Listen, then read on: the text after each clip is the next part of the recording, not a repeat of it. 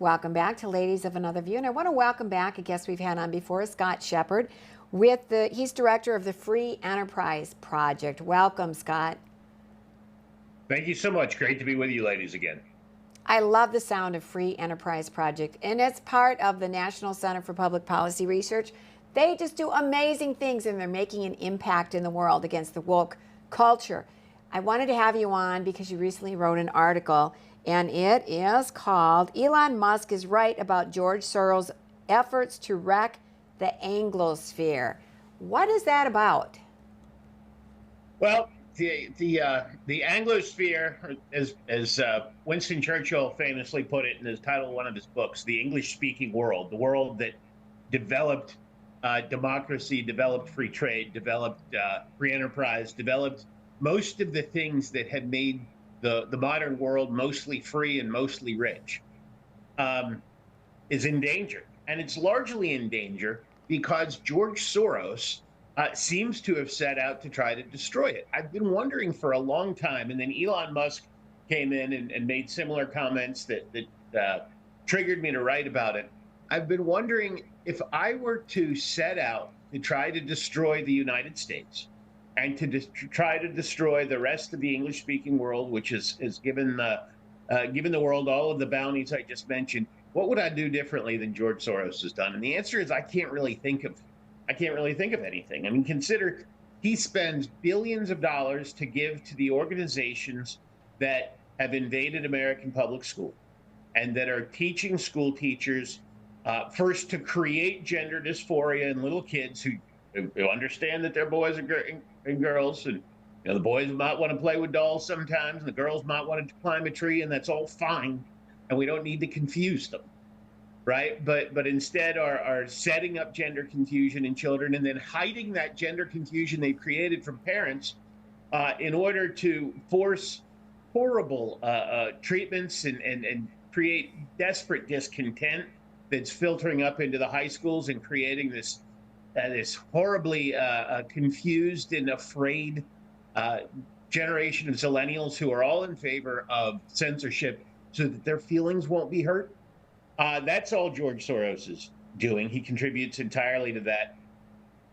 He contributes to the programs that have destroyed the integrity of American elections, that make people believe that voter fraud is rife, while those same organizations insist that voter fraud just never happens unless, of course, a Republican gets elected. So, I really want to, just to interrupt you, I want to dive into the elections a little bit more in the next segment. So right now, let's just really touch on some of what you have in the article about how Elon Musk has been kind of a surprise protector of human rights. We didn't see it coming, but we're happy to see, we welcome it though, right? That's right. I mean, he admits that he was, until recently, a lifelong liberal.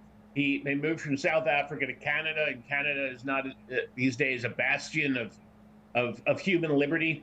He got into electric vehicles, which is not the move that the most defenders of liberty and affordability and freedom take.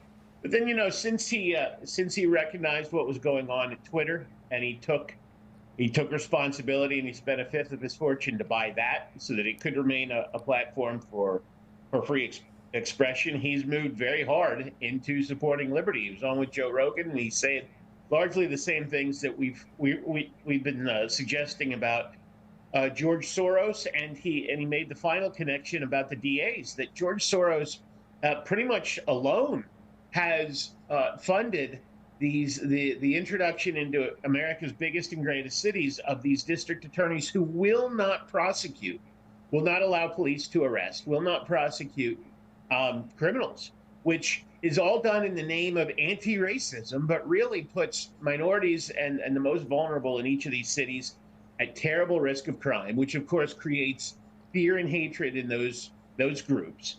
And then they're taught by other Soros organizations to randomly blame white people instead of the DAs who are creating these problems for them. And it's tearing down our cities. It's making people who can flee and who have to remain fearful and hateful, and destroying American destroying American civilization. That's the only explanation I can come up with. It's so true. And what is even the background of Soros? I mean, where does he come from, and why is he this person, this evil character that he seems to be? Well, I mean, he had a bad youth. He was born Jewish in the Nazi-dominated areas. There's some argument that he worked with the Nazis, but he became a Christian and then he became an atheist. And so and then by the early 90s, he was blowing up the British pound and trying to take down a newly elected conservative government. This was in 1992. So he started from grim beginnings, but it seems that what he learned from the terror of the Germans was try to take out the English-speaking world. Wow. And he has all this money, And he has all this multi-billionaire. money, so he can't be stupid. He must know what he's doing. But he puts his money, like you say, into awful things, like in the schools. And not only is he behind the DAs that are destroying the cities and not prosecuting crime, but you just wonder how many are on his payroll. Don't you think that? And we only have like 30 seconds, but do you think he's got a lot of people on his payroll behind the scenes? Oh yeah, it starts with the open society groups, but his network is vast, and he hires thousands of people to help him destroy America.